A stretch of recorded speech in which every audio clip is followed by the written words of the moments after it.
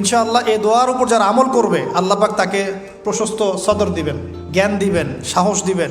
Doctor Zakir Naik এই দোয়াটার উপর খুব বেশি আমল করেন। আপনারা কি দেখেছেন না লেকচারে? এই দোয়াটার ব্যাপক ফজিলত আছে। তো মুসা আলাইহিস সালাম বলছেন, আল্লাহ আমার এই সমস্যা, আল্লাহ বলছেন এই দোয়া করো, রব্বিশ রহলি সদরি। আমরা কি দোয়া করবো তাহলে? রব্বিশ রহলি সদরি, আল্লাহ আমার এই কলিজাটা বড় করে দাও। মানে আমার কলিজা বড় করো মানে কি?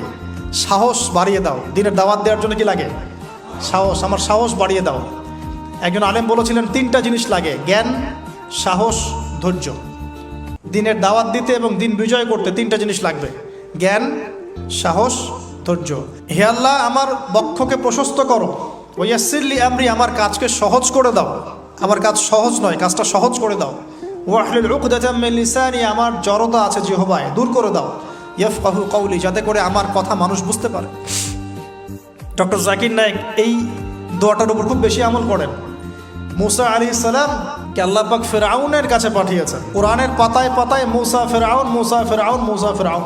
আল্লাহ পাকের কি অলৌকিকত্ব, মানে কি নিদর্শন! যেখানে আবু জেহেল সেখানেই মুহাম্মদ, যেখানেই আজার সেখানে ইব্রাহিম, যেখানে ফিরআউন সেখানেই মুসা।